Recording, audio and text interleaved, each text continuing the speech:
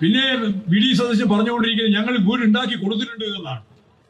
അതാണ് വിചിത്രമായ ഒരു കാര്യം. ഞാൻ പറവൂരാനോട് ചോദിക്കുകയാണ്, ഈ പറവൂരിൽ 216 വീടിന് വേണ്ടി പണം പിരിച്ച് വിദേശത്ത് നിന്ന് പണം കൊണ്ടുവന്ന് വിവിധ ഏജൻസികളുടെ കയ്യിലൂടെ പണം കൈമാറി ഇവിടെ എത്തിയതിനു ശേഷം വി ഡി സതീശന്റെ ഈ പറയുന്ന പുനർജനി പദ്ധതിയുടെ ഭാഗമായി ആർക്കെങ്കിലും ഒരാൾക്ക് വീട് കൊടുത്തതിന്റെ തെളിവ് പറയാനുണ്ടോ? അദ്ദേഹം ഹെലികോപ്റ്ററിൽ ഇവിടെ വന്നു. ഇവിടെ പറഞ്ഞില്ലേ ദേശം, ഭാര്യ പിതാവിന് അസുഖം. ആ അസുഖമാണെങ്കിൽ ആ അസുഖമാണ്, ഞാൻ ഭാര്യാപിതാവിനെ കാണാൻ പോയതാണെന്ന് പറയുന്നതിൽ എന്താ കുഴപ്പം? അത് ഗവൺമെന്റിന്റെ അക്കൗണ്ടിലാവുമെങ്കിൽ ഞാൻ വ്യക്തിപരമായ അക്കൗണ്ടിൽ അത് കൊടുത്തോളാം എന്ന് പറയുന്നതിൽ എന്താ വിഷമം? ഒരു പ്രയാസമില്ലല്ലോ, കൊടുക്കാനോ. അദ്ദേഹം എന്താ പറഞ്ഞത്? എന്തൊരു കട്ട! അദ്ദേഹം പറയാണ്, ഞാൻ പോയത് ഭാര്യാപിതാവിനെ കാണാനല്ല, പിന്നെന്തിനാണ്? സംരംഭകനെ കാണാനാണ്. സംരംഭകനെ കാണാൻ വേണ്ടിയിട്ടാണ് ഞാൻ പോയത്. ഏതായി ഈ സംരംഭകൻ? പത്രക്കാർ ചോദിച്ചു, നിങ്ങൾ കാണാൻ പോയ സംരംഭകൻ ആരാണ്? പേര് പറയില്ല. ഇല്ല. നിങ്ങളുടെ ടൂർ റൂട്ട് മുഴുവൻ നോക്കി, പോലീസിന്റെ റൂട്ട് മുഴുവൻ നോക്കി, പോലീസിന്റെ റിപ്പോർട്ട് മുഴുവൻ നോക്കി, നിങ്ങൾ നേരെ വീട്ടിലേക്ക് പോയതിന്റെ അപ്പുറം എവിടെ ഇറങ്ങിയിട്ടില്ല.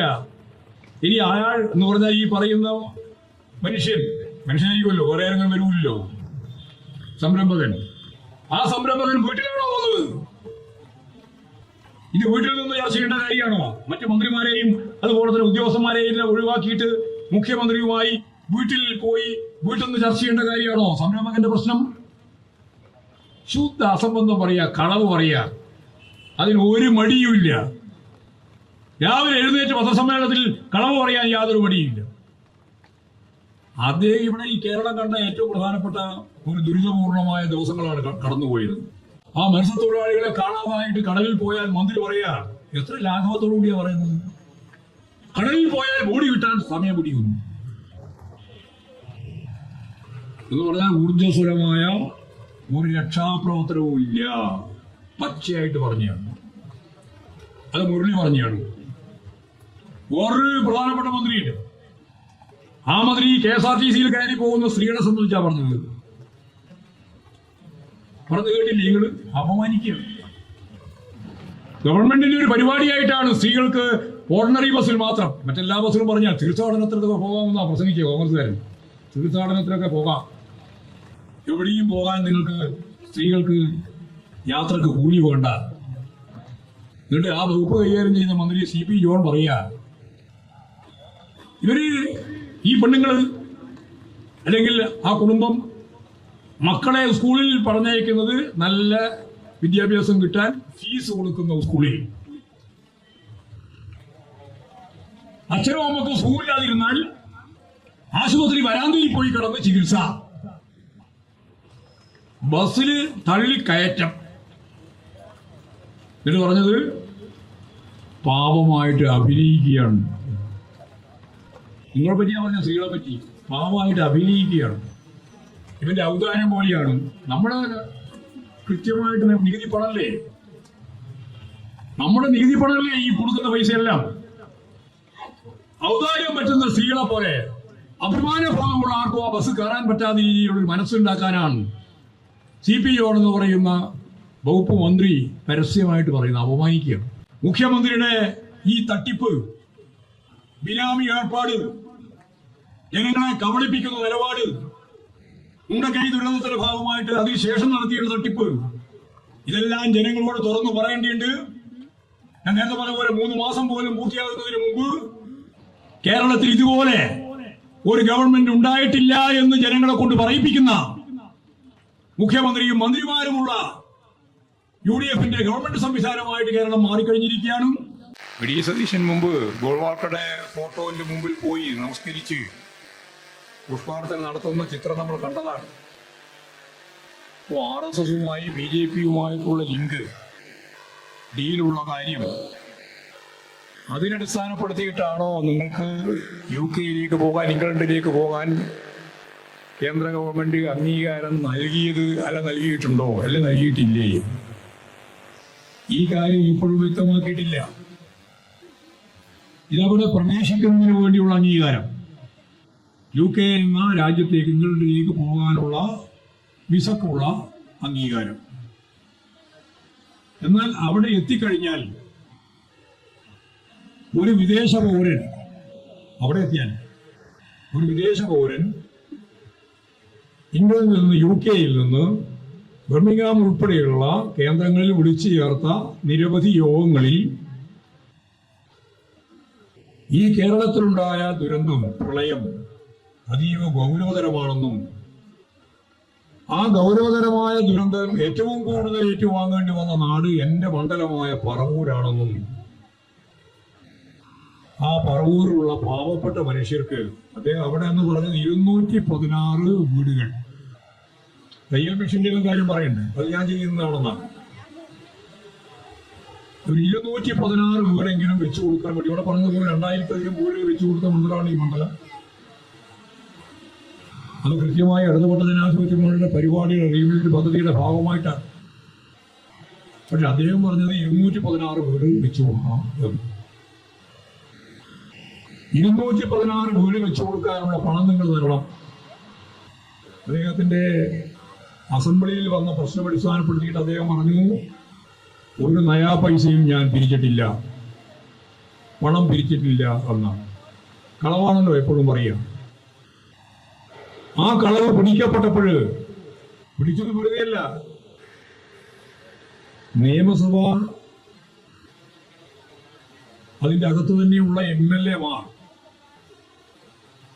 അത് അന്ന് MLA-മാരായിരുന്ന ഇവിടെ പറഞ്ഞല്ലോ, ശർമ്മ ഉൾപ്പെടെ, സ്വരാജ് ഉൾപ്പെടെ, ജെയിംസ് മാത്യു ഉൾപ്പെടെ, അവരെല്ലാം ചേർന്ന് വിഷയം അവതരിപ്പിക്കുകയും ജെയിംസ് അവസാനം ബർമിംഗ്ഹാമിൽ നടന്ന യോഗത്തിലെ VD സതീശന്റെ പ്രസംഗം കൃത്യമായിട്ട് അവതരിപ്പിക്കുകയും ചെയ്യും. ഇവിടെ നിയമസഭയിൽ അവതരിപ്പിക്കും. ഇവിടെ പ്രസംഗിക്കുന്നത് എന്തൊക്കെയാണ് എന്നുള്ള കാര്യം മുഴുവൻ ജനങ്ങൾക്ക് മനസ്സിലായി. അതിന്റെ സീനൊക്കെ കാണിച്ചു കൊടുക്കും. ഇത് മറന്നുപോയിട്ടുണ്ടാവുമെന്ന് വിചാരിച്ചിട്ട് ഞാൻ കഴിഞ്ഞ ദിവസം പത്രസമ്മേളനം നടത്തിയപ്പോൾ, സാധാരണ പത്രസമ്മേളനം നടത്തുമ്പോൾ പറയാനുള്ളത് അങ്ങോട്ട് പറഞ്ഞ് അവസാനിപ്പിക്കലാണ്, ചോദ്യത്തിന് മറുപടി പറഞ്ഞിട്ട് അവസാനിപ്പിക്കലാണ്. ഇപ്രാവശ്യം ഞാൻ പത്രസമ്മേളനത്തിൽ VD സതീശന്റെ ബർമിംഗ്ഹാം യോഗത്തിലെ അദ്ദേഹത്തിന്റെ പ്രസംഗം പത്രക്കാർക്ക് കേൾപ്പിച്ചു. ഇപ്പോഴെല്ലാം സാങ്കേതിക വിദ്യയുണ്ടല്ലോ. പത്രസമ്മേളനം നടത്തിക്കൊണ്ടിരിക്കുന്നതിനിടയിൽ അത്രയേ ഉള്ളൂ, 2-2.5 മിനിറ്റേ ഉള്ളൂ. ആ 2.5 മിനിറ്റ് നേരം ഞാനത് കൃത്യമായിട്ട് സീനിൽ കൃത്യമായിട്ട് കാണാനും കേൾക്കാനും പത്രക്കാർക്ക് സാധിക്കുന്ന രീതിയിൽ ആ ടേപ്പ് കൃത്യമായിട്ട് വെച്ചു കൊടുക്കും. അപ്പൊ ഇനി ഒരാൾക്കും പറയാൻ സാധിക്കില്ല. നേരത്തെ അസംബ്ലിയിൽ മാത്രമേ അത് കാണിച്ചിട്ടുള്ളൂ. ഇത് അസംബ്ലിക്ക് വെളിയിൽ പത്രസമ്മേളനത്തിൽ തന്നെ തിരുവനന്തപുരത്ത് ഞാനത് കൃത്യമായിട്ട് കാണിച്ചു, കാണുകയും ചെയ്തു, കേൾക്കുകയും ചെയ്തു. VD സതീശൻ പ്രസംഗിക്കുകയാണ്. ആ പ്രസംഗത്തിൽ പറഞ്ഞത് നിങ്ങൾ 500 പൗണ്ട് എങ്കിലും സംഭാവന ചെയ്യണമെന്നാണ്. 500 പൗണ്ട് എങ്കിലും സംഭാവന ചെയ്യണം. വിദേശികളോടും വിദേശത്തുള്ള ഇന്ത്യക്കാരോടും പറഞ്ഞാണ്. എന്നിട്ട് അദ്ദേഹം പറഞ്ഞു, 3 തരത്തിലാണ് ഞാൻ വീട് നിർമ്മിക്കാൻ ഉദ്ദേശിക്കുന്നത്. ഒന്ന്, വികലാംഗരുള്ള കുടുംബം, പ്രയാസമാണ്. 2, ഓട്ടിസം ഉൾപ്പെടെയുള്ള മാറാരോഗങ്ങളുള്ള കുടുംബം, അവർക്ക് വീട്. 3, ഗൃഹനാഥനില്ല, ഗൃഹനാഥിയായിട്ടുള്ളത് സ്ത്രീയാണ്. അങ്ങനെ സ്ത്രീകൾ മുൻകൈയുള്ള കുടുംബം. ഈ 3 കാറ്റഗറിയിൽപ്പെട്ട 216 ആളുകൾക്ക് വീട് വെച്ചു കൊടുക്കുന്നതിന് വേണ്ടി മിനിമം നിങ്ങൾ 500 പൗണ്ടെങ്കിലും സംഭാവനയായിട്ട് നൽകണം എന്ന് കൃത്യമായിട്ട് പറയുന്ന വീഡിയോ ടേപ്പ് പത്രസമ്മേളനത്തിൽ ഞാൻ പറഞ്ഞു. വർഷങ്ങൾക്ക് മുമ്പ് നിയമസഭയിൽ ഈ കാര്യം അവതരിപ്പിച്ചപ്പോൾ ജെയിംസ് മാത്യു തന്നെ കൃത്യമായിട്ട് പറഞ്ഞതാണ് അവതരിപ്പിച്ചത്. ഇങ്ങനെ ഞാനൊരു നയാ പൈസ പിരിച്ചിട്ടില്ല എന്ന് ആദ്യം അസംബ്ലിയിൽ പറഞ്ഞ കേരളത്തിന്റെ അന്നത്തെ നേതാവ് MLA കൃത്യതയോടുകൂടി ടേപ്പ് വന്നാൽ പിന്നെ ഒന്നും പറയാൻ പറ്റില്ലല്ലോ, അത് സമ്മതിച്ചു. അത് കളവാണ്. ആദ്യം പറഞ്ഞത് കളവാണ് എന്നും, പിന്നെ അദ്ദേഹം പറഞ്ഞത് എന്റെ അക്കൗണ്ടിലേക്ക് വന്നിട്ടില്ല എന്നാണ്. പിന്നെ ആരുടെ അക്കൗണ്ടിലേക്കാണ് വന്നത്? ആർക്കാ അറിയാതെ? പണം പിരിക്കാനേ സാധിക്കില്ല. വിദേശ നാണയ നിയമമുണ്ട്, കൈമാറ്റ നിയമം. ആ കൈമാറ്റ നിയമം അനുസരിച്ച് മാത്രമേ പണം പിരിക്കാനും സ്വരൂപിക്കാനും സാധിക്കുകയുള്ളൂ. ഇപ്പൊ വി.ഡി. സതീശന്റെ പേരിൽ ആ പണം വരില്ല എന്ന് എല്ലാവർക്കും അറിയാലോ. അദ്ദേഹം ഒരു സാമർത്ഥ്യത്തോട് പറയാണ് എന്റെ അക്കൗണ്ടിലില്ല. പിന്നെ ആരുടെ അക്കൗണ്ടിലാണ് ഈ പണമെല്ലാം പോയത്? ഇവിടെ നിതീഷ് പറഞ്ഞതുപോലെ ആ അക്കൗണ്ട് മണപ്പാട്ട് ഫൗണ്ടേഷൻ്റെതാണോ, അല്ല മഞ്ഞാലി നവാസിൻ്റെതാണോ? മഞ്ഞാലി നവാസ് പുതുതായിട്ട് വന്ന പേരാണ്.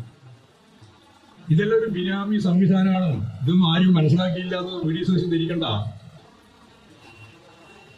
മണപ്പാട് ഫൗണ്ടേഷൻ ആയാലും അതുപോലെ തന്നെ ഈ മഞ്ഞാലി നവാസ് ആയാലും അവരെല്ലാം ബിനാമിയായിട്ട് ഇതിനെ ഫലപ്രദമായിട്ട് ഉപയോഗിക്കപ്പെട്ടിട്ടുള്ളതാണ്. ഈ പണമെല്ലാം അങ്ങനെയാണ് കൈമാറി വന്നത്. ഈ പണം ഉപയോഗിച്ച് എവിടെ ഈ 216 വീട്? ഇനി ചോദിക്കാനുള്ള നിയമപരമായിട്ട് പാടില്ല എന്നതാണ്. നിയമസഭാ സെക്രട്ടറിയുടെ അംഗീകാരമില്ലാതെ വിദേശത്ത് പോയി. വിദേശത്ത് പോയാൽ തന്നെ പണം പിരിക്കാൻ അവകാശമില്ല. പണം പിരിക്കുന്നു എന്നുള്ളത് വളരെ പ്രധാനപ്പെട്ട നിയമം അടിസ്ഥാനപ്പെടുത്തിയിട്ട് കുറ്റമാണ്. വിദേശ നാണയ വിനിമയവുമായി ബന്ധപ്പെട്ടുള്ള വളരെ ഗുരുതരമായ കേസാണ്. ആ കേസ് അടിസ്ഥാനപ്പെടുത്തിയിട്ട് ഒരു കേസും ചാർജ് ചെയ്യപ്പെട്ടില്ല എന്നാണ് ഇപ്പോൾ ഇവർ പറയുന്നത്. വിജിലൻസ് അന്വേഷണത്തിന്റെ ഭാഗമായിട്ട് കണ്ടെത്തിയിട്ടുള്ള കാര്യം ഇതിൽ ഇതുപോലുള്ള ഏജൻസികൾ അന്വേഷിക്കേണ്ടതുണ്ട് എന്ന് തന്നെയാണ്. ഒരു സംശയവും വേണ്ട, അവരന്വേഷിക്കാൻ ഇത് പൂർണ്ണമാവില്ല. അപ്പോൾ അവിടെ പണം പിരിച്ചിട്ടുണ്ട്. പണം നീ പറയുന്ന പോലെയുള്ള നിരവധി സംവിധാനങ്ങളിലൂടെ കൈമാറ്റം ചെയ്യപ്പെട്ടിട്ടുണ്ട്. ആ കൈമാറ്റം ചെയ്ത പണത്തിന്റെ ഭാഗമായിട്ടുള്ള എന്തെങ്കിലും കാര്യം ഈ നിയോജക മണ്ഡലത്തിന്റെ ഭാഗമായിട്ട് നിർവഹിച്ചോ? വ്യാപകമായിട്ട് പണം പിരിക്കുക, പണം പിരിച്ചതെല്ലാം പൂർണ്ണമായിട്ട് സ്വന്തമായിട്ട് അമുഖം. ഇതുതന്നെയാണ് നിങ്ങൾ പ്രതിപക്ഷ നേതാവും സണ്ണി ജോസഫ്, ഇപ്പോഴേ മന്ത്രി, KPCC പ്രസിഡന്റ്, KPCC ഇപ്പോഴും പ്രസിഡന്റ് തന്നെയാണ്, മാറിയിട്ടില്ല.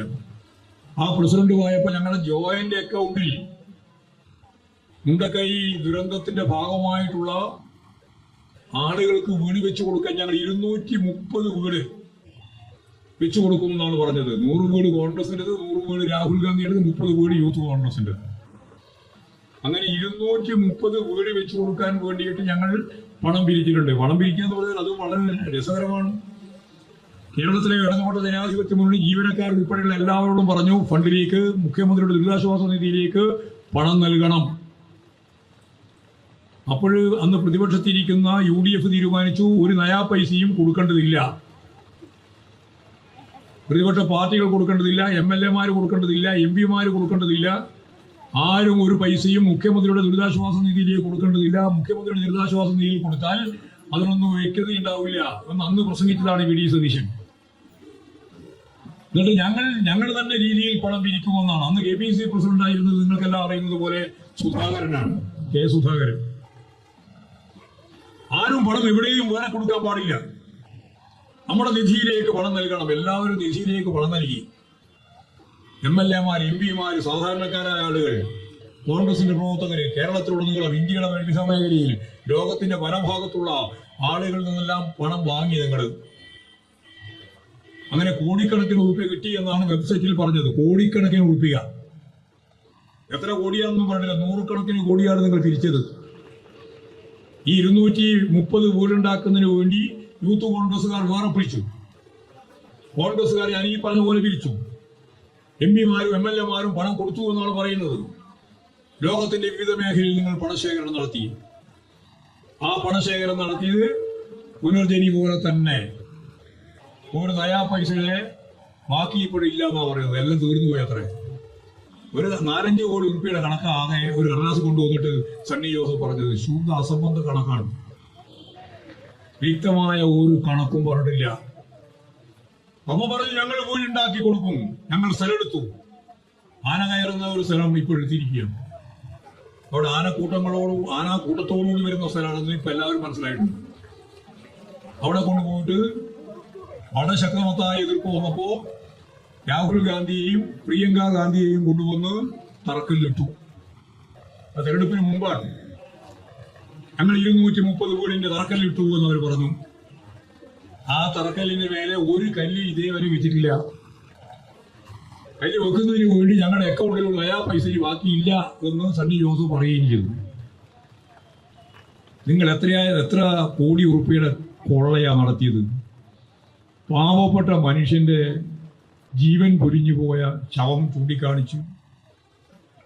2 വാർഡ് തന്നെ പൂർണ്ണമായിട്ട് ഇല്ലാതായി പോയ മുണ്ടക്കൈ ദുരന്തത്തെപ്പറ്റി, ആ ദുരന്ത ഭൂമിയിലുള്ള ആളുകൾക്ക് ഞങ്ങൾ വീട് വെച്ചു കൊടുക്കുമെന്ന് പറഞ്ഞിട്ട് 230 വീടിന് വേണ്ടി നിങ്ങളെല്ലാം ഫണ്ട് പിരിച്ച് പണം പിരിച്ച് ആ പണം മുഴുവൻ ഇപ്പോഴ് എവിടെയും കാണാനില്ല. ഇത് വരുമ്പോഴാണ് നമ്മളൊരു കാര്യം മനസ്സിലാക്കേണ്ടത്. ഇത് ഇവരുടെ ഒരു സ്ഥിരം പരിപാടിയാണ്. ദുരന്ത ഭൂമിയിൽ നിന്ന് വൈകാരികമായ തലത്തിൽ 100 കണക്കിന് കോടി രൂപ പിരിച്ചുണ്ടാക്കുക, എന്നിട്ട് ഒരു നയാ പൈസയും അതിനുവേണ്ടി ചെലവഴിക്കാതെ ആ പണം മുഴുവൻ സ്വാഹ, നായനാരുടെ ഭാഷയിൽ അങ്ങനെയാണ് സ്വാഹ, എല്ലാം പൂർണ്ണമായിട്ടും അവരുടെ രീതിയിൽ കൈകാര്യം ചെയ്യുക. ഒരു കണക്കുമില്ല, ഒരു കണക്കും പറയുന്നില്ല. പറഞ്ഞ കണക്ക് കളവാണ് എന്ന് എല്ലാവരും സമ്മതിക്കുകയും ചെയ്യുന്നുണ്ട്. മുണ്ടക്കൈ ദുരന്തവുമായി ബന്ധപ്പെട്ട് സണ്ണി ജോസഫ് പറഞ്ഞ കണക്ക് തെറ്റാണ്. ഞങ്ങൾക്ക് ആകെ 5 കോടി രൂപയെ കിട്ടിയിട്ടുള്ളൂ.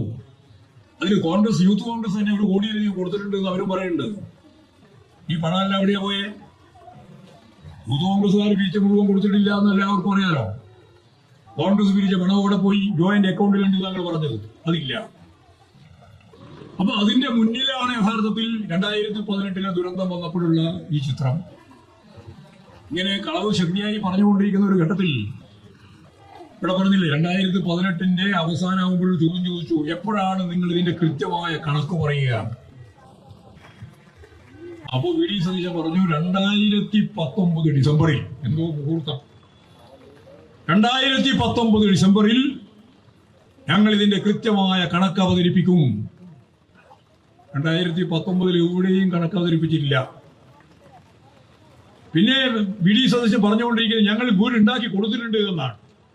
അതാണ് വിചിത്രമായ ഒരു കാര്യം. ഞാൻ പറവൂരാനോട് ചോദിക്കുകയാണ്, ഈ പറവൂരിൽ 216 വീടിന് വേണ്ടി പണം പിരിച്ച് വിദേശത്ത് പണം കൊണ്ടുവന്ന് വിവിധ ഏജൻസികളുടെ കയ്യിലൂടെ പണം കൈമാറി ഇവിടെ എത്തിയതിനു ശേഷം വി ഡി സതീശന്റെ ഈ പറയുന്ന പുനർജനി പദ്ധതിയുടെ ഭാഗമായി ആർക്കെങ്കിലും ഒരാൾക്ക് വീട് കൊടുത്തതിന്റെ തെളിവ് പറയാനുണ്ടോ? അപ്പോൾ പറയുന്നത് 19 വീട് ഞങ്ങൾ കൊടുത്തിട്ടുണ്ട് പുനർജനിയുടെ ഭാഗമായിട്ട്. ആ 19 വീട് സ്വകാര്യ ആശുപത്രിക്കാര് അതുപോലെ തന്നെ ഓരോരുത്തരും സ്പോൺസർ ചെയ്ത് ഉണ്ടാക്കിയതാണ്. ആ 19 വീട് പുനർജനിയായിട്ട് യാതൊരു ബന്ധമില്ല. അതിന്റെ റോഡിന്റെ മേലെ പുനർജനി എന്ന് ബോർഡ് വെച്ചത് മാത്രം. ആ വീട് നിർമ്മിച്ചതൊന്നും പുനർജനിയല്ല, നമ്മുടെ മെഡിസിറ്റി ഉൾപ്പെടെയുള്ള ആളുകൾ നൽകിയതാണ്. ഒരുപാട് ആശുപത്രി അതുപോലെ തന്നെ വ്യക്തികൾ അവരെല്ലാം ചേർന്നിട്ടാണ് ഈ 19 വീട് ഉണ്ടാക്കിയത്, അല്ലാതെ പുനർജനിയുടെ ഭാഗമായിട്ടുള്ള വീടല്ല. അതുകൊണ്ടാണ് ഞാൻ അങ്ങനെ പറയുന്നത്. പുനർജനിയുടെ ഭാഗമായിട്ട് നിങ്ങൾ പറഞ്ഞ 216 വീട് ഇവിടെ, ആ വീട്ടിൽ നിന്ന് താമസിക്കുന്നവർ ആര് വെറുതെ ആരെങ്കിലും അതല്ലോ, ആരെങ്കിലും ഉണ്ടാവില്ലേ? ഒരു മനുഷ്യൻ ഉണ്ടാവില്ലേ? 216 വീടുണ്ടെങ്കിൽ 216 കുടുംബം ഉണ്ടാവില്ലേ? ആ 216 കുടുംബത്തിന്റെ പേര് പറ. നിങ്ങൾക്ക് നന്നായിട്ട് അറിയാലോ പറവൂർക്കാർക്ക്. ഞങ്ങൾക്ക് ചിലപ്പോൾ പറവൂരിലെ ആളുകൾ മനസ്സിലാവില്ല, നിങ്ങൾക്ക് മനസ്സിലാവുമല്ലോ. പറവൂരുള്ള ഓരോരുത്തർക്കും മനസ്സിലാവുമല്ലോ. ഇന്ന ആളുകൾക്ക് വീട് കിട്ടി. 216 ഒന്നാമത്തെ ആള്, രണ്ടാമത്തെ ആള്, 100ാമത്തെ ആള്, 216ാമത്തെ ആള്. കളവല്ലെങ്കിൽ കൃത്യമായിട്ട് വിശദമായ രേഖയുണ്ട്, വിശദമായ കാര്യങ്ങൾ അവതരിപ്പിക്കാനും കഴിയും, കണക്കും പറയാൻ കഴിയും. എന്തേ നിങ്ങൾ പറയാത്തത്? എന്തുകൊണ്ടാണ് ഈ കാര്യം കൃത്യമായിട്ട് ജനങ്ങളോട് പറയാത്തത്? ഒറ്റ ഉത്തരേ ഉള്ളൂ, പറയാൻ നിങ്ങൾക്കാവില്ല. കാരണം നിങ്ങൾ ഈ പറയുന്ന 216 ആൾക്ക് വീട് കൊടുത്തിട്ടില്ല. നിങ്ങളുടെ പുനർജനിയുടെ പേര് വെച്ച 19 വീടിന്റെ കാര്യം ഞാൻ നേരത്തെ പറഞ്ഞ പോലെ വിവിധ ഏജൻസികൾ നൽകിയിട്ടുള്ള സംഭാവനയുടെ ഭാഗമായിട്ടുണ്ടാക്കിയ വീടാണ്. നിങ്ങൾ കുറേശ്ശെ പൈസ അവിടെ ഇവിടെയെല്ലാം കൊടുത്തിട്ടുണ്ടെന്ന് ഞങ്ങൾക്കറിയാം. വെള്ളം കയറി അവർക്ക് കടക്കാർക്കും ഒക്കെ കൊടുത്തിട്ടുണ്ട്. അതും ഇതും തമ്മിൽ ഇത് രണ്ടും രണ്ടാണ്. ഞാൻ ഒരു പൈസയും കൊടുത്തില്ലാതെ ഞാൻ പറയുന്നില്ല. ചിലപ്പോൾ തയ്യൽ മെഷീൻ ഉണ്ടായി കൊടുത്തിട്ടുണ്ടാവാൻ കുറച്ച്. ഇവിടെ കോടിക്കണക്കിന് ഉറുപ്പിക പിരിച്ച് 500 പൗണ്ടെങ്കിലും മിനിമം നിങ്ങൾ സംഭാവന ചെയ്യണമെന്ന് പറഞ്ഞിട്ട് UK-യിൽ നിന്ന്, ബ്രിട്ടനിൽ നിന്ന്, ഇംഗ്ലണ്ടിൽ നിന്ന് നിങ്ങൾ പിരിച്ചു കൊണ്ടുവന്ന പണം വിവിധ ഏജൻസികൾ മുഖേന ബിനാമി ഏർപ്പാടിന്റെ ഭാഗമായി നിങ്ങൾ എവിടെ ചെലവാക്കി? നിങ്ങൾ ആ പണം എന്താണ് ചെയ്തത്? വ്യാപകമായ പണം പിരിച്ചിട്ടും നിങ്ങൾക്ക് ഇതൊന്നും ചെയ്യാൻ സാധിക്കാതെ എന്തുകൊണ്ടാണ്? ഈ കാര്യം പുനരധിവാസവുമായിട്ട് ബന്ധപ്പെട്ട് കേരളത്തിൽ നടത്തിയ ഏറ്റവും ശ്രദ്ധേയമായ പ്രവർത്തനം നടന്ന ഒരു മണ്ഡലം തന്നെയാണ് ഈ പറയുന്ന മണ്ഡലം, പറവൂർ മണ്ഡലം. അതിന്റെ ഒരു ചിത്രം തന്നെയാണ് ഇവിടെ. ഓരോ പഞ്ചായത്തിലും ഉണ്ടായ വീട് 500-600 വീടുകൾ ഉൾപ്പെടെ കൃത്യമായിട്ട് മുഖ്യമന്ത്രിയും മന്ത്രിമാരും വന്ന് താക്കോൽ കൈമാറിയ ഉൾപ്പെടെയുള്ള കാര്യങ്ങൾ വ്യക്തമായിട്ട് ഇവിടെ ചൂണ്ടിക്കാണിച്ചത്. അത് ആയിരക്കണക്കിന് വീടാണ്. എന്നിട്ട് എവിടെ നിന്റെ 216 വീട് എന്നാണ് VD സദസ്സിനോട് ചോദിക്കാനുള്ളത്? അപ്പോൾ ശരിയായ രീതിയിൽ കണക്കുകൾ പറഞ്ഞ് ജനങ്ങളെ ബോധ്യപ്പെടുത്തുന്നതിന് പകരം കണക്ക് പറയാൻ വേണ്ടിയിട്ടാണ് ഇപ്പോഴും ശ്രമിച്ചുകൊണ്ടിരിക്കുന്നത്. അതേതായാലും കേരളത്തിലെ ജനങ്ങൾ അംഗീകരിച്ച് കൊടുക്കുന്നതല്ല. കേസെല്ലാം അവസാനിച്ചിരിക്കുന്നു എന്നുള്ള ഒരു പുകമറ സൃഷ്ടിക്കാൻ വേണ്ടിയിട്ട് നടത്തിയുള്ള ആഭ്യന്തര വകുപ്പ് മന്ത്രിയുടെ രമേശ് ചെന്നിത്തലയുടെ പത്രസമ്മേളനം തികച്ചും തെറ്റായ ഒന്നാണ്. കാരണം ഇപ്പോഴും ഹൈക്കോടതിയിൽ കേസ് നിൽക്കുന്നുണ്ട് എന്നുള്ളതാണ് നമ്മുടെ മുമ്പിലുള്ള സ്ഥിതി.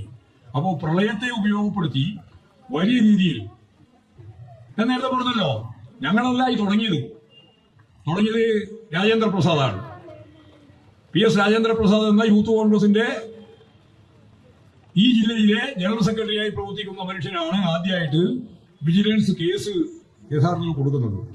പിന്നെ കൊടുത്തത് ജെയ്സൺ പാനിക്കുളങ്ങര എന്ന് പറയുന്നവർ. അതാണ് ഞാൻ പറഞ്ഞത്, അദ്ദേഹം മരിക്കും പോയി. ഈ രണ്ടുപേരും കൂടിയാണ് ഈ കേസെല്ലാം കൈകാര്യം ചെയ്തത്.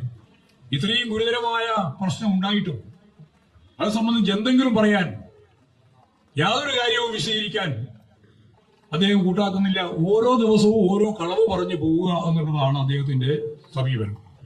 അതിലേറ്റവും പ്രധാനപ്പെട്ട ഒരു അവസാനത്തെ കളവ് നിങ്ങൾക്കറിയാം. ഓരോന്നിന്റെ മേലെ കളവാണ്. അദ്ദേഹം ഹെലികോപ്റ്ററിൽ ഇവിടെ വന്നു. ഇവിടെ പറഞ്ഞില്ലേ ദേശം, ഭാര്യ പിതാവിന് അസുഖം. ആ അസുഖമാണെങ്കിൽ ആ അസുഖമാണ്, ഞാൻ ഭാര്യാപിതാവിനെ കാണാൻ പോയതാണെന്ന് പറയുന്നതിൽ എന്താ കുഴപ്പം? അത് ഗവൺമെന്റിന്റെ അക്കൗണ്ടിലാവുമെങ്കിൽ ഞാൻ വ്യക്തിപരമായ അക്കൗണ്ടിൽ അത് കൊടുത്തോളാം എന്ന് പറയുന്നതിൽ എന്താ വിഷമം? ഒരു പ്രയാസമില്ലല്ലോ, കൊടുക്കാനോ. ഭാര്യാപിതാവിന് അസുഖം വന്നു, കാണാൻ പോകുന്നതിൽ മനുഷ്യത്വപരമായിട്ട് ആർക്കും നിഷേധിക്കാൻ പറ്റുമോ? അതിനിപ്പോ വന്ദേ ഭാരത് പിടിച്ചു വരണമെന്ന് പറയാൻ നിർബന്ധിക്കാൻ പറ്റുമോ? പറ്റില്ല. ഹെലികോപ്റ്റർ വരാം. സാമാന്യ മര്യാദ അനുസരിച്ച് കുടുംബത്തെ കാണാൻ വേണ്ടി പോകുമ്പോൾ ആ ഹെലികോപ്റ്ററിന്റെ ചെലവ് അദ്ദേഹം സ്വയം നിർവഹിക്കണമെന്നേ ഉള്ളൂ. മാന്യമായ നിലപാടാണ്. ഇനിയിപ്പോൾ അതും വഴിയില്ല എങ്കിൽ പിന്നെ ഇതുപോലുള്ള സന്ദർഭത്തിൽ വരാതിരിക്കാൻ പറ്റില്ലല്ലോ. ഓട്ടെ, അങ്ങനെ സമ്മതിക്കുക, എന്നെ പറയാതെ. അത് മാത്രമല്ല, വന്നിട്ട് 2 പ്രാവശ്യം വന്നു. ഒരു പ്രാവശ്യം ആദ്യം വന്നപ്പോൾ ഇവിടെ ഇറങ്ങാൻ പറ്റിയില്ല. വീണ്ടും തിരിച്ചങ്ങോട്ടേക്ക് പോയി. കൃത്യമായ സമയമൊക്കെ ഉണ്ട്. 11-18 അവിടെ എത്തി, തിരിച്ചുപോയി. പിന്നെ വീണ്ടും 12 മണിക്ക് വീണ്ടും ഇങ്ങോട്ടേക്ക് വന്നു. പിന്നെ വീണ്ടും അങ്ങോട്ടാ പോകുന്നു. ഇവിടെ വീട്ടിൽ വന്നു, കണ്ടു. ഓട്ടെ, ഇത്രയും പറഞ്ഞാൽ മനസ്സിലാവാം. ഞാൻ നേരത്തെ പറഞ്ഞ പോലെ മാന്യമായിട്ട് എൻ്റെ ഭാര്യ പിതാവിന് അസുഖമായിരുന്നു, മാനസികമായിട്ട് എനിക്ക് പോകേണ്ടിണ്ടായിരുന്നു, ഞാൻ അങ്ങനെ പോയി എന്ന് പറഞ്ഞാൽ മനസ്സിലാക്കാം. ചെലവിന്റെ കാര്യം പിന്നെ പറഞ്ഞാൽ മതി. അദ്ദേഹം എന്താ പറഞ്ഞത്? എന്തൊരു കട്ട! അദ്ദേഹം പറയാണ്, ഞാൻ പോയത് ഭാര്യാപിതാവിനെ കാണാനല്ല, പിന്നെ എന്തിനാണ്? സംരംഭകനെ കാണാനാണ്. സംരംഭകനെ കാണാൻ വേണ്ടിയിട്ടാണ് ഞാൻ പോയത്. ഏതായി സംരംഭകൻ? പത്രക്കാരെ ചോദിച്ചു, നിങ്ങൾ കാണാൻ പോയ സംരംഭകൻ ആരാണ്? പേര് പറയില്ല. ഇല്ല. നിങ്ങളുടെ ടൂർ റൂട്ട് മുഴുവൻ നോക്കി, പോലീസിന്റെ റൂട്ട് മുഴുവൻ നോക്കി, പോലീസിന്റെ റിപ്പോർട്ട് മുഴുവൻ നോക്കി. നിങ്ങൾ നേരെ വീട്ടിലേക്ക് പോയതിന്റെ അപ്പുറം എവിടെയും ഇറങ്ങിയിട്ടില്ല. ഇനി അയാൾ എന്ന് പറഞ്ഞാൽ ഈ പറയുന്ന മനുഷ്യനായിരിക്കുമല്ലോ, കുറെ അങ്ങനെ വരൂല്ലോ സംരംഭകൻ. ആ സംരംഭകൻ വീട്ടിലാണോ വന്നത്? ഇത് വീട്ടിൽ നിന്ന് ചർച്ച ചെയ്യേണ്ട കാര്യമാണോ? മറ്റു മന്ത്രിമാരെയും അതുപോലെ തന്നെ ഉദ്യോഗസ്ഥന്മാരെയും ഒഴിവാക്കിയിട്ട് മുഖ്യമന്ത്രിയുമായി വീട്ടിൽ പോയി വീട്ടിൽ നിന്ന് ചർച്ച ചെയ്യേണ്ട കാര്യമാണോ സംരംഭകന്റെ പ്രശ്നം? ശുദ്ധ അസംബന്ധം പറയാ, കളവ് പറയാ, അതിന് ഒരു മടിയുമില്ല. രാവിലെ എഴുന്നേറ്റ് പത്രസമ്മേളനത്തിൽ കളവ് പറയാൻ യാതൊരു മടിയില്ല. അദ്ദേഹം ഇവിടെ ഈ കേരളം കണ്ട ഏറ്റവും പ്രധാനപ്പെട്ട ഒരു ദുരിതപൂർണമായ ദിവസങ്ങളാണ് കടന്നുപോയത്. ഇന്നിപ്പോഴും കുറെ മാറ്റം വന്നിട്ടുണ്ട്. നമ്മൾ കേരളത്തിൽ അറിയാലോ, എത്ര ശക്തമത്തായ രീതിയിലുള്ള കാലവർഷക്കെടുതി അഭിമുഖീകരിച്ചവരാണ് കേരളം. കേരളം കണ്ട നൂറ്റാണ്ടിനിടയിൽ കണ്ട ഏറ്റവും വലിയ ദുരന്തമായിരുന്നു 2018-19 ആ കാലം. ആ കാലത്ത് ക്യാമ്പുകളിൽ താമസിച്ചവരുടെ എണ്ണം 15 ലക്ഷം. 15 ലക്ഷം സ്വന്തം വീട് വിട്ട് ഒഴിപ്പിക്കപ്പെട്ട് വീട്ടിൽ നിന്ന് പ്രദേശത്ത് മാറി ഹൈസ്കൂളിലേക്ക്, UP സ്കൂളിലേക്ക്, ക്യാമ്പുകളിലേക്ക് പോയവരുടെ എണ്ണം 15 ലക്ഷത്തിലധികം വരും. ഇപ്രാവശ്യം ഈ എല്ലാ കുഴപ്പമുണ്ടായിട്ടും 13,000 കടന്നിട്ടില്ല. 13,000 ആളുകളാണ് ക്യാമ്പിൽ എത്തിയത്. ഞാൻ ചില ക്യാമ്പുകൾ പോയി നോക്കിയപ്പോൾ അവിടെ കിടക്കാൻ സ്ഥലമില്ല. സ്ഥലമുണ്ട്, ഒരു സാധനവുമില്ല. ഒരു പായിയാണ് കൊടുക്കുന്നത് 2 ആൾക്ക് 3 ആൾക്ക് വേണ്ടി. തിരിഞ്ഞു നോക്കാൻ ആളില്ല, റവന്യൂ ഉദ്യോഗസ്ഥന്മാരില്ല, പഞ്ചായത്തിന്റെ മുനിസിപ്പാലിറ്റിന്റെ വക്താക്കളില്ല. അവർക്ക് എന്തെല്ലാം സൗകര്യം വേണം എന്നുള്ള ചോദ്യം പോലും ചോദിക്കുന്നില്ല. മുമ്പും ഇതേപോലെ മാറി വന്നവരായിരുന്നു, ഇപ്രാവശ്യവും മാറി വന്നവർ. മനോരമ പത്രം പറഞ്ഞല്ലോ, ഈ അനുഭവങ്ങളെല്ലാം ഉണ്ടായിട്ടും പാഠം പഠിക്കുന്നില്ല. ഇന്നലത്തെ മനോരമയുടെ ഫ്രണ്ട് പേജിലെ ഒരു വാർത്ത അതായിരുന്നു, പാഠം പഠിക്കുന്നില്ല. ആര് പഠിക്കുന്നില്ല? VD സതീശൻ പഠിക്കുന്നില്ല എന്ന് പറഞ്ഞിട്ടില്ല കേട്ടോ. അതാണ് മനോരമ. വായിക്കുമ്പോൾ നമ്മൾ വിചാരിക്കും ഇവരൊന്നും പഠിക്കുന്നില്ല എന്ന് പറയുന്നത് ഇവരെല്ലാം ഉദ്ദേശിച്ചാണെന്ന്. അല്ല, പഴയ ഗവൺമെന്റിന്റെ കാലം മുതലേ കുറ്റം പറയാൻ വേണ്ടിയിട്ട് പറയുകയാണ്. പക്ഷെ എന്നാലും പറഞ്ഞു,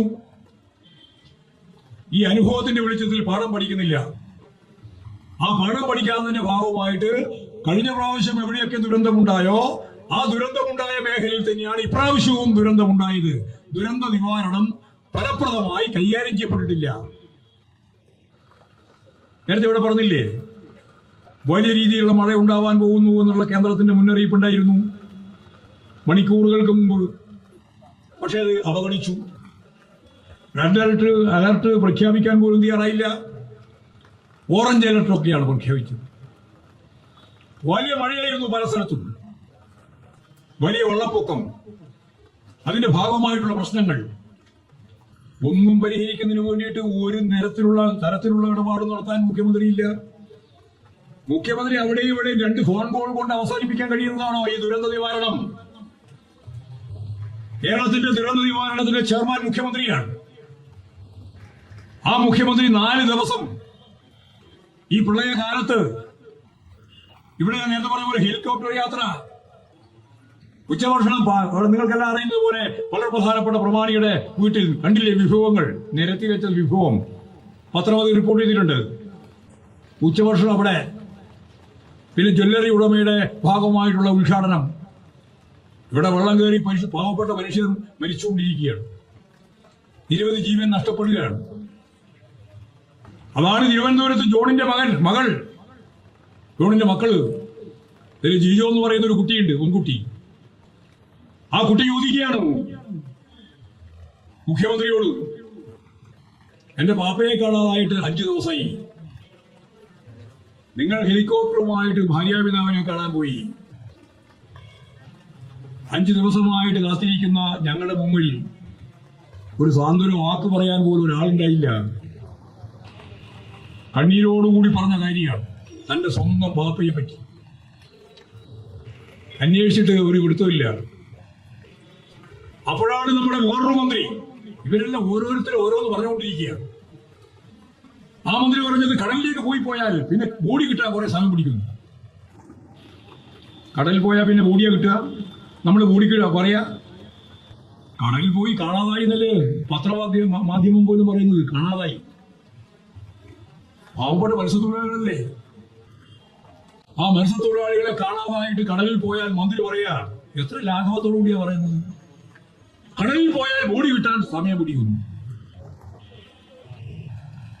എന്ന് പറഞ്ഞാൽ ഊർജ്ജസ്വലമായ ഒരു രക്ഷാപ്രവർത്തനവും ഇല്ല. പച്ചയായിട്ട് പറഞ്ഞാണ്, അത് മുരളി പറഞ്ഞാണ്. വേറൊരു പ്രധാനപ്പെട്ട മന്ത്രിയുണ്ട്, ആ മന്ത്രി KSRTC കയറി പോകുന്ന സ്ത്രീകളെ സംബന്ധിച്ചാ പറഞ്ഞത്. പറഞ്ഞു കേട്ടില്ല, നിങ്ങൾ അപമാനിക്കുകയാണ്. ഗവൺമെന്റിന്റെ ഒരു പരിപാടിയായിട്ടാണ് സ്ത്രീകൾക്ക് ഓർഡിനറി ബസ്സിൽ മാത്രം, മറ്റെല്ലാ ബസ്സിലും പറഞ്ഞാൽ തീർത്ഥാടനത്തിനൊക്കെ പോകാമെന്നാണ് പ്രസംഗിക്കുക കോൺഗ്രസ്സുകാരൻ. തീർത്ഥാടനത്തിനൊക്കെ പോകാം, എവിടെയും പോകാൻ നിങ്ങൾക്ക് സ്ത്രീകൾക്ക് യാത്രക്ക് കൂലി വേണ്ട. എന്നിട്ട് ആ വകുപ്പ് കൈകാര്യം ചെയ്യുന്ന മന്ത്രി CP ജോൺ പറയുക, ഇവര് ഈ പെണ്ണുങ്ങൾ അല്ലെങ്കിൽ ആ കുടുംബം മക്കളെ സ്കൂളിൽ പറഞ്ഞയക്കുന്നത് നല്ല വിദ്യാഭ്യാസം കിട്ടാൻ ഫീസ് കൊടുക്കുന്ന സ്കൂളിൽ. അച്ഛനും അമ്മക്കും സുഖമില്ലാതിരുന്നാൽ ആശുപത്രി വരാന്തയിൽ പോയി കിടന്ന് ചികിത്സ, ബസ്സിൽ തള്ളിക്കയറ്റം. എന്നിട്ട് പറഞ്ഞത് പാപമായിട്ട് അഭിനയിക്കുകയാണ്. നിങ്ങളെ പറ്റിയാ പറഞ്ഞ സ്ത്രീകളെ പറ്റി പാവമായിട്ട് അഭിനയിക്കുകയാണ്. ഇവന്റെ ഔദാര്യം പോലെയാണ്.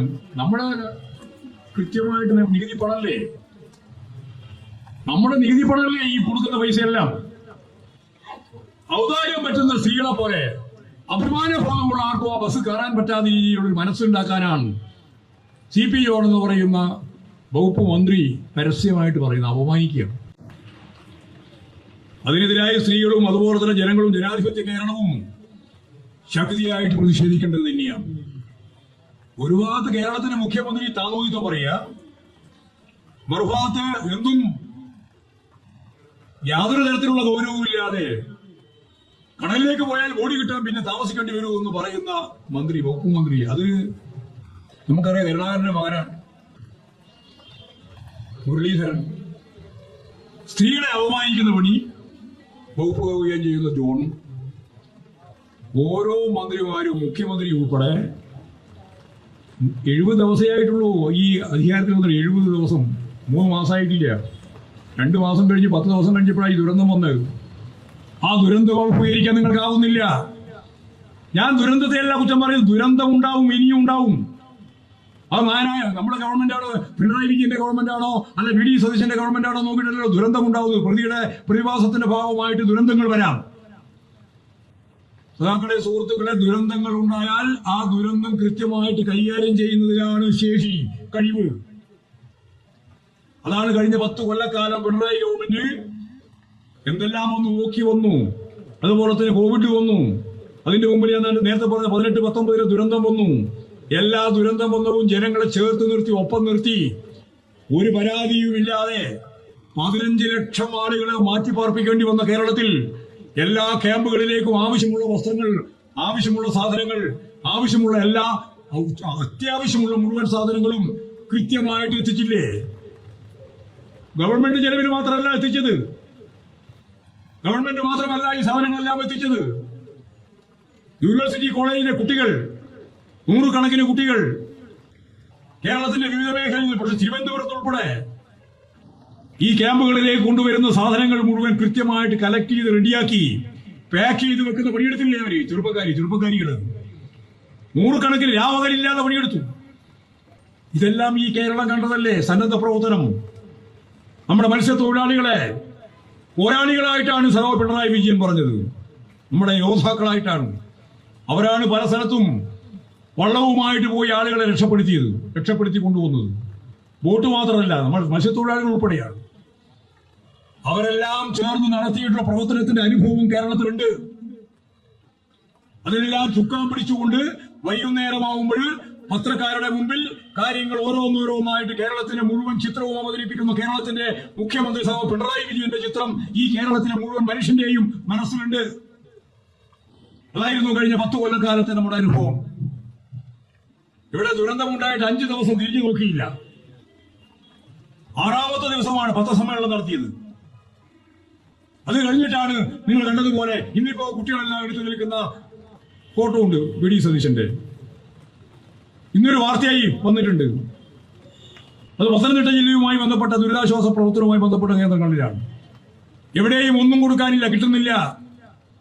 ഞാൻ കോഴിക്കോട് ക്യാമ്പിൽ പോയി, 250 ആളുണ്ട്. ആ ക്യാമ്പ് പോയപ്പോൾ അവരോട് പറഞ്ഞു, ഞങ്ങൾക്ക് കഴിഞ്ഞ പ്രാവശ്യം മുഴുവൻ സാധനവും കിട്ടിയതാണ്. ഇപ്പോൾ പല്ലിലേക്കാൻ ബ്രഷില്ല, പേസ്റ്റ് ഇല്ല, സോപ്പില്ല, കിടക്കാൻ ഒരു മന്ത്രിപായ പോലുമില്ല. പിന്നെന്താ ചെയ്യുക? ഞാൻ അവിടെ സഹാക്കളുണ്ടായിരുന്നു, അവരെന്നെയാ ഉള്ളത്. നേരത്തെ പറഞ്ഞ ഒരു ഉദ്യോഗസ്ഥനും അവിടെ ഇല്ല. ഒരാളും ഔദ്യോഗികമായിട്ട് അവിടെ ഇല്ല. അവർ തമ്മിൽ സർക്കാർ റവന്യൂ ആണോ അല്ല തദ്ദേശ സ്വയംഭരണ വകുപ്പാണോ ഏത് വകുപ്പാണ് എന്നതിനെ പറ്റി വ്യക്തതയില്ല. അതിനെല്ലാം കൂട്ടി യോജിപ്പിക്കാൻ വേണ്ടിയുള്ള ഒരു കോർഡിനേഷൻ സംവിധാനം മുഖ്യമന്ത്രിയുടെ ഭാഗത്തുണ്ടായിട്ടില്ല. ഈ ഒരു അവസ്ഥയാണ് കേരളം അഭിമുഖീകരിക്കുന്നത്. ഇപ്പോഴും നമ്മുടെ അനുഭവങ്ങൾ കഴിഞ്ഞ 10 കൊല്ലക്കാലത്ത് അനുഭവമുള്ള കേരളത്തിലെ ജനങ്ങൾ ഒരു ക്രൈസിസ് ഉണ്ടായാൽ, ഒരു പ്രതിസന്ധി ഉണ്ടായാൽ ആ പ്രതിസന്ധിക്ക് പരിഹാരം കാണാനുള്ള സഖാവ് പിണറായി വിജയന്റെ കൃത്യമായിട്ടുള്ളൊരു മാതൃകയുണ്ട് ഇവിടെ. ആ മാതൃക പൂർണ്ണമായിട്ട് നിങ്ങൾ തകർത്തു. ആ മാതൃകയിൽ നിന്ന് നിങ്ങൾ മുന്നോട്ടേക്ക് പോകാൻ തയ്യാറായില്ല. ഇതാണ് നമ്മുടെ മുമ്പിൽ കാണുന്ന ഏറ്റവും പ്രധാനപ്പെട്ട ചിത്രം. ഞാൻ മറ്റു വിശദീകരണത്തിലേക്കൊന്നും കടക്കാൻ ഉദ്ദേശിക്കുന്നില്ല. വളരെ വ്യക്തമായ ഒരു ചിത്രം. മുഖ്യമന്ത്രി കൃത്യമായിട്ട് കളവ് പറയുന്നു. മുഖ്യമന്ത്രിയെ രക്ഷിക്കാൻ വേണ്ടിയിട്ട് രമേശ് ചെന്നിത്തല എന്ന ആഭ്യന്തര വകുപ്പ് മന്ത്രിയും കളവ് പറയുകയാണ്. കേസ് നിലനിൽക്കുന്നുണ്ട്. ആ കേസ് മുന്നോട്ടേക്ക് പോവുകയും ചെയ്യും. വിജിലൻസ് കേസ് മാത്രമാണ് നിങ്ങൾ ഇപ്പോഴും അവസാനിപ്പിച്ചു എന്ന് പ്രഖ്യാപിച്ചത്. ഇത് കേരളത്തിന്റെ മുഖ്യമന്ത്രിയെ സംബന്ധിച്ചാണ്. അദ്ദേഹത്തിന്റെ മണ്ഡലമാണ് പറവൂർ. ഈ പറവൂർ മണ്ഡലത്തിലെ ആയിരക്കണക്കിന് ആളുകൾ ഈ പ്രതികൂലമായ സാഹചര്യത്തിൽ ഈ രാഷ്ട്രീയമായ കൃത്യതയോടുകൂടിയുള്ള നമ്മുടെ നിലപാട് അംഗീകരിച്ചുകൊണ്ട് രാവിലെ തന്നെ ഇവിടെ എത്തിച്ചേർന്നിരിക്കുകയാണ്. നമുക്കിതിവിടെ ഈ മണ്ഡലത്തിൽ മാത്രമല്ല, മുഖ്യമന്ത്രിയുടെ ഈ തട്ടിപ്പ്, ബിനാമി ഏർപ്പാട്, ജനങ്ങളെ കബളിപ്പിക്കുന്ന നിലപാട്, ഉണ്ടക്കൈ ദുരന്തത്തിന്റെ ഭാഗമായിട്ട് അതിനുശേഷം നടത്തിയുള്ള തട്ടിപ്പ്, ഇതെല്ലാം ജനങ്ങളോട് തുറന്നു പറയേണ്ടിയുണ്ട്. ഞാൻ നേരത്തെ പറഞ്ഞ പോലെ 3 മാസം പോലും പൂർത്തിയാകുന്നതിന് മുമ്പ് കേരളത്തിൽ ഇതുപോലെ ഒരു ഗവൺമെന്റ് ഉണ്ടായിട്ടില്ല എന്ന് ജനങ്ങളെ കൊണ്ട് പറയിപ്പിക്കുന്ന മുഖ്യമന്ത്രിയും മന്ത്രിമാരുമുള്ള UDFന്റെ ഗവൺമെന്റ് സംവിധാനമായിട്ട് കേരളം മാറിക്കഴിഞ്ഞിരിക്കുകയാണ്.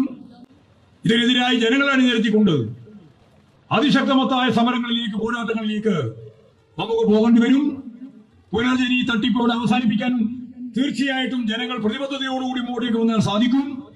ഇനിയൊരു ചിന്ത ഇതുപോലുള്ള തട്ടിപ്പിൽ ഉണ്ടാവാൻ പാടില്ല, ഉണ്ടാക്കില്ല എന്നതിന് ഗ്യാരണ്ടി നിങ്ങൾ തന്നെയാണ്, ജനങ്ങളാണ്. അതിശക്തിയായ പ്രക്ഷോഭങ്ങളിലേക്ക്, സമരങ്ങളിലേക്ക് ഈ മുഖ്യമന്ത്രി നടത്തിക്കൊണ്ടിരിക്കുന്ന തട്ടിപ്പിനെ ജനങ്ങളുടെ മുമ്പിലേക്ക് അവതരിപ്പിച്ചുകൊണ്ട് നമുക്ക് മുന്നോട്ടേക്ക് പോകണം. ഇടതുപക്ഷ ജനാധിപത്യ മുന്നണി ആ രീതിയിലുള്ള പ്രക്ഷോഭങ്ങളും സമരങ്ങളും ഇനിയും മുന്നോട്ടേക്ക് നയിക്കുമെന്ന് മാത്രം ചൂണ്ടിക്കാണിച്ചുകൊണ്ട് ഈ പരിപാടിയിൽ എത്തിച്ചേർന്ന നിങ്ങളെല്ലാം അഭിവാദ്യം ചെയ്തുകൊണ്ട് ഈ പരിപാടി ഔപചാരികമായി ഉദ്ഘാടനം ചെയ്തതായിട്ട് അറിയിച്ചുകൊണ്ട് ഞാൻ വാക്കുകൾ ഉപസംഹരിക്കുകയാണ്.